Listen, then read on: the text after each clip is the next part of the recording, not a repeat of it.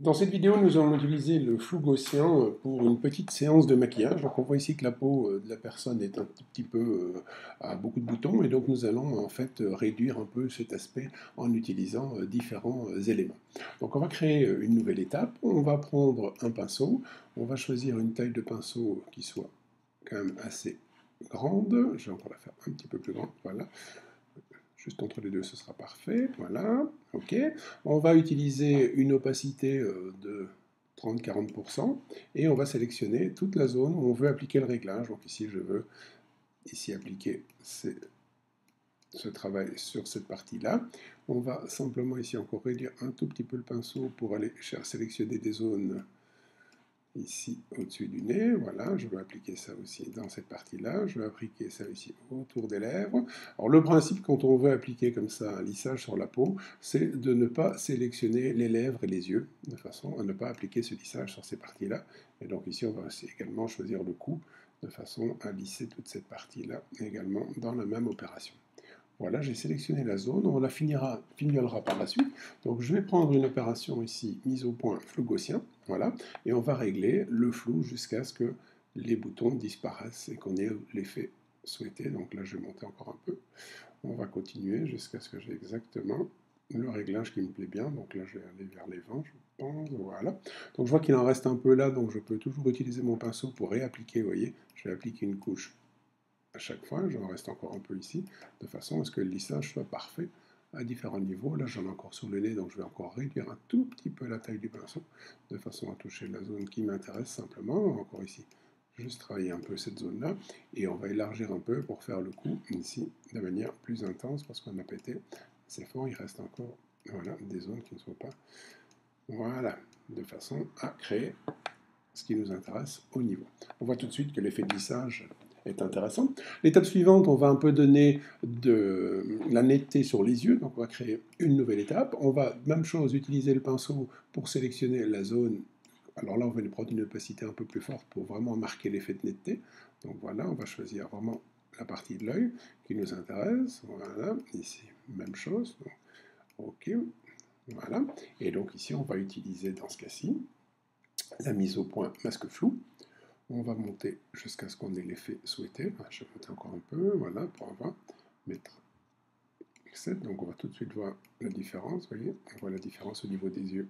Je peux même encore la faire un peu plus forte, voilà, de façon à bien faire ressortir les yeux. Voilà, on voit déjà tout de suite la différence au niveau des yeux. L'étape suivante va consister à éclaircir un petit peu les dents. Donc je vais faire une nouvelle étape. Je vais réduire un peu la taille de mon pinceau ici pour arriver à faire ça. Voilà, encore un tout petit peu. Voilà. Et là, je vais aller sélectionner les dents de façon à pouvoir les éclaircir un peu. Voilà.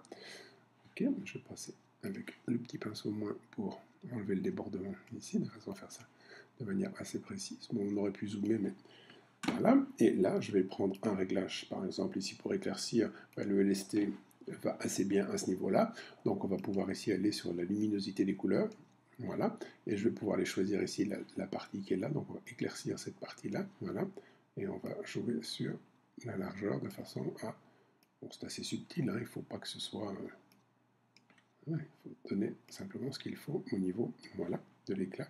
Donc si je regarde avant, après, oui, c'est très léger, mais ça permet de régler cette partie-là. Je peux encore peut-être essayer de monter un tout petit peu sur cette partie-ci. Voilà, faire un deuxième pour que, voilà, on arrive à avoir quelque chose d'assez net au niveau du travail. Dernière étape, on va lui donner un peu de saturation sur les lèvres. Donc je vais faire une nouvelle étape.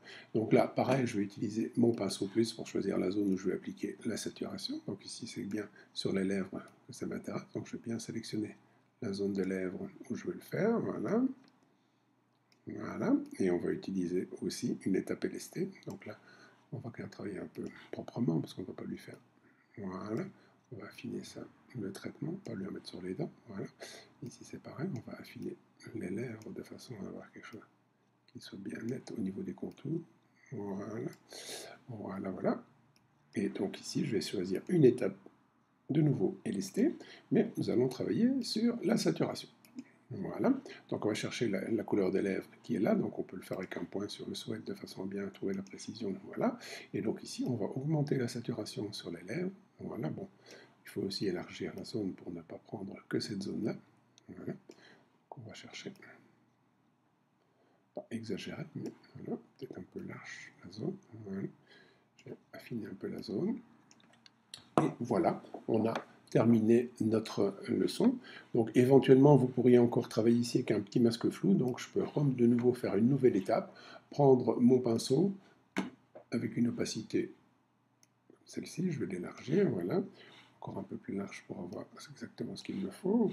Voilà, je vais mettre une opacité à 50% et on va peindre cette zone-ci de façon à donner ici encore un peu de flou sur cette partie, de façon à fignoler le travail. Voilà, donc là je vais prendre de nouveau un flou gaussien. Voilà, et on va faire comme tout à l'heure, le faire monter un peu de façon, voilà, pas trop ici, ça ne sert à rien. Il faut quand même garder un tout petit peu de détail dans l'épaule. Voilà, on va encore mettre un petit peu ici, voilà, de façon à terminer l'image finale de notre mannequin. Voilà comment on peut faire un maquillage complet avec Capture NX.